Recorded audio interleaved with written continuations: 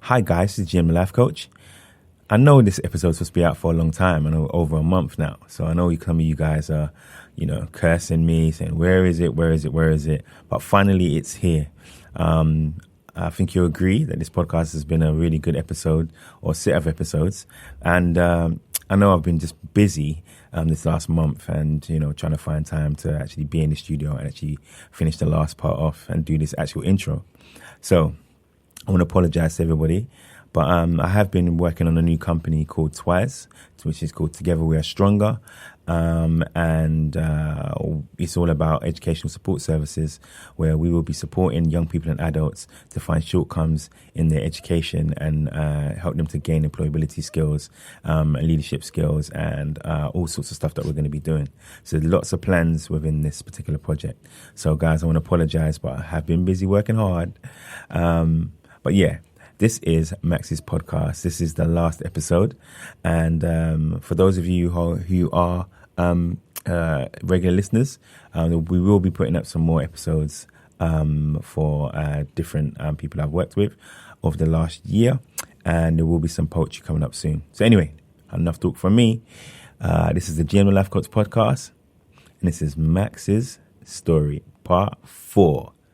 GM, the life coach. Which is super important because there's all sorts of weird dynamics that go on. Like if you work in education, for example, there's all these mad things that go on.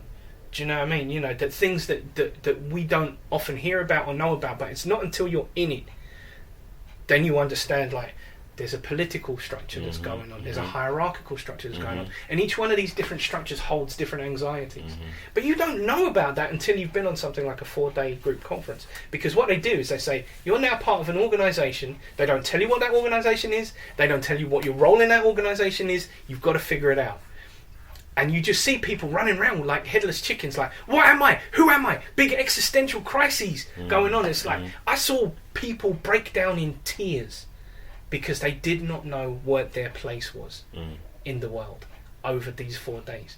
They were just, it blew their mind, completely blew their mind. And so from there on, I passed that, go into social work. I started off as an assessment social worker, so I was the guy who knocked on the door, like literally the first port of call. So if little Billy makes a disclosure at school, I'm the guy that knocks on your door, find out what's going on. Do you know what I mean? Let me look in your kitchen. Do you know what I mean? Have you got food? Have you got this? Have you got that? And then from there, this is the really, really cool part. So while I was working as an assessment social worker, I had a case that was being jointly managed with another local authority. I had to go and attend what they call a professionals meeting, where they get everybody around the table and they talk about all the concerns and rare. So I go to this around the child, isn't it, somewhere? It's like a team around a child, but it's like a TAC meeting. But this was more about, because this particular child was part of a sibling group that this particular local authority had a care order on. And it was a care order with a placement with parents agreement in place as well, which means that whilst the child is still in care to the local authority, we allow the child to still live with their parents. So it's like, they're not in foster care, they're with their parents, but they're under a care order. So we manage the parental responsibility aspect of it. So if we feel that we can, in other words, it allows the local authority to make very quick interventions. Very, very quickly. If we think, this isn't going right, we can pull them and we can put them somewhere else and make sure that they're safe. So that was what was going on there. Because we hadn't been informed of this thing, my local authority that I was working for at the time, we're like, what the hell's going on? So my managers directed me and said, go down there and find out what's going on. So I said, well, am I going to have any support? Am I going to have any oh no, we're busy. So I went there with no managerial support, no other than the directive, find out what's going on. Yeah. So we go in there and we have this big meeting. I'm in there for an hour, start arguing with a CAMS worker. That's a child adolescent mental health services worker. And she was saying, your assessment is incorrect and your assessment is... I said, just correct me for 2 minutes. Have you ever seen these children in their own home? And she said, no. I said, so how can you, for 1 minute, make a decision of this child's mental state based upon you viewing them in an artificial environment that is your office? You need to see them in their natural habitat. So anyway, the meeting's which is the whole kind of worms, right? Big time. So anyway, so that meeting's done. As I'm walking out the door, got my rucksack on, I'm going back to the office, and the manager, the senior team manager, she says, Max, have you got a minute? And I'm like, yeah, cool. And she says, really like what you did in there. It was awesome. She said, if you ever think about a change, you want to come and work with children in care, give me a call. So I'm like, oh, yeah, okay, thanks, that's nice. So off I go, totally, not quite belligerent, but definitely kind of blowing it off as like, she was just being nice. So I get back to the office and I said, how'd it go? I said, I got offered a job. And they were like, you going to take it? And I'm like, I don't know. How many people do you hear get offered jobs? This is career progression. Definitely. Go and take it. And I've been there ever since, working for the children and care team. Wow. And now I'm a practice educator, so I train. So when you do your social work degree or masters, you have to undertake a placement. And when you're undertaking your placement, you have to be supervised and with a practice educator who kind of talks you through everything. So I'm now one of them. So I'm a practice educator, seeing students through. I'm also a senior social worker now as well. Wow. So, yeah. Wear many hats. Well, man of many hats. Yeah, man of many why I hats. can never grab you, innit? So I can never get time to find you.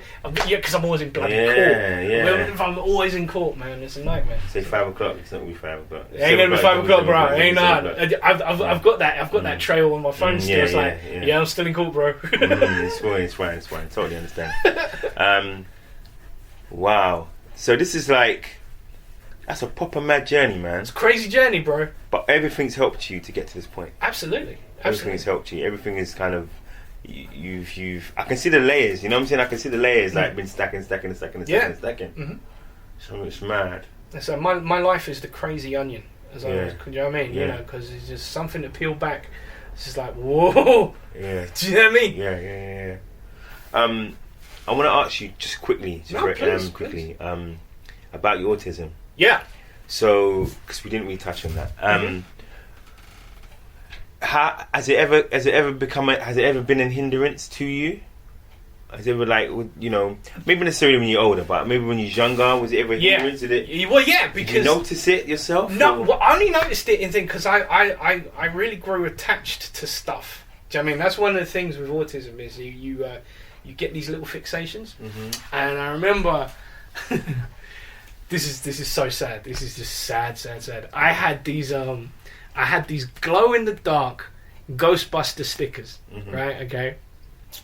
And you remember? I remember them. They were kind of squidgy. Yeah. Kind of squidgy because they had like a gel in them, and if you shone the light on them, and then they would glow in the dark. Yeah, I remember them. Yeah. So I had those bad boys, right? And they came in a collection. Yeah. So I had them, and they were on my door. And I remember I'm told that we were going to be redecorating, right? And they said you got to take the stickers off, and I just had the biggest meltdown. It wasn't like a petulant. I just couldn't understand why have they got to go. Yeah. Do you know what I mean? Yeah. Why they got to go? I like these. They're mine. I like these stickers. And that was So that was where I was. When I look back on my life, I was like, autism moment, straight up, full on Asperger's. Do you know what I mean? Out the window. Do you know what I mean? So yeah, that was one moment that I definitely could latch onto. My ability to memorize music, understand and know, and movies, music and movies. I can, catalog them. I can catalog them, tell you who the director was. Because it kills me when I hear on the radio or when I'm listening to a podcast and they're talking about a film and they're like, what year did that come out? And I'm like, 86. It came out in 86. I get anxiety and everything. It's just like, just say 86. Yeah. So because the thing about high functioning autism is that they say you're too weird to be normal, but not autistic enough to be considered autistic. Do you know what I mean? Yeah. You know what I mean? It's like, I can't remember the exact quote, but it's like, yeah, you're too weird to be normal, but not kind of strange enough to be autistic. Do you know what I mean? Yeah. Because you know, like when you think about autism, you think about classic autism. Yeah. You think about Rain Man. You think about people who are locked in. You know, don't have language. Can't talk, don't have language or anything like that. But yeah, they can play Rachmaninoff. Or see one thing for the one time and be able to draw Absolutely. it. Like that Stephen. I forgot his last name, but can just memorize a landscape and just boom. Yeah, he's got it. You know, and he's got it down. Those are the people that you tend to think about, but then you don't really think about. I remember a quote from Bill Gates, and he said, "I love hiring autistic people." And when he was asked why, and he said, "Because they will take a really, really difficult problem and find the easiest way to the solution." Do you know what I mean? Whereas a lot of people will take something that's very easy and make it very difficult. Do you know what I mean? And there's just something we look for the path of least resistance, because that's just it's just easy. Do you know what I mean? So autism was a real kind of, because at first when my son first got diagnosed, it was like a massive. It was just like because I started thinking, he's going to be riding the blue bus. Do you know what I mean? And you think of social stigmas and all the rest of it. Now you see my son on the street. He looks like, even though I always make sure he doesn't leave the house looking like one, but he looks like a roadman. Do you know what I mean? He's got a big fro and he's just like, yeah, what you say though? Yeah, is everything cool? Do you know what I mean? You would never know. And my daughter's the exact same. She's not like a roadman, but she's very cerebral, but at the same time, she's very quiet, very shy, but she's not not the quintessential autist. And like myself, I had to learn how to do this. I'm not going to lie. This, able to talk to you on a one-to-one level, that took a lot of time to do. To be able to engage eye to eye as well, that took a lot of time from about 17. Onwards. You know what I mean? Because I was always that guy who's in the corner, never really talk to anybody. Do you know what I mean? Just that guy. I'd get invited to a party or something like that, and I'd just be in the corner, just be like, just listening to the music, just not talking to anybody, not starting any conversations. And then I got drunk. That was when it all changed. That was when it all changed, because then what happened was I got drunk, started talking more, started finding an inner confidence. You know what I mean? And then I what's the word? Reverse engineered it. So I was like, if I'm like this when I'm drunk, how can I be like this sober? And so I reverse engineered the ability to have one-to-one conversations. It wasn't easy, because what I had to do was I had to put myself in a different space. Remember we were saying before we started running about, the person that you are versus the person that you project to the world. And I had to find a way to project to the world. Yeah, here you are. Do you know what I mean? And now I'm able to bridge them together. It takes time. It takes a lot. It does take time. Long time. I mean, I am. I suffer from that a lot when I was 41 years old, man, and it's it's now starting to feel natural. Do you know what I mean? So that's the move. So autism helps, but I'm really good at a pub quiz. You're my team, Mac. You're my team. Definitely. Okay, all right. So let's call it there. Yeah, sure. The journey. That's been really, really good, man. I've learned so much about you, Max. Wow. This is why I do these things, I learn about my friends. Learn about myself afterwards. I listen back and I go, oh, yeah. Oh, God, yeah. Okay, that was tricky. I want to just thank you for being brave to talk about it, man. Nah, that's cool. Brave. I know, obviously, a lot of stuff's happened behind the scenes in terms of up here in the brain. Yeah. But just to be brave enough to put it on wax, and obviously my podcast is worldwide, so of course, you know what I mean. So that's it's amazing. It's a great place in the world. I wouldn't want to live there, but it's a great place. And well done for just turning it around, man. Well done. Because if you'd have committed suicide, I mean, you'd never be what you're doing now, and that would have been It'd have been a shame. It'd have been a very big shame. Well, that's why I say, suicide's great, but you only get to do it once. Do you know what I mean? It's just like, but and that's one of the things that I would always turn around to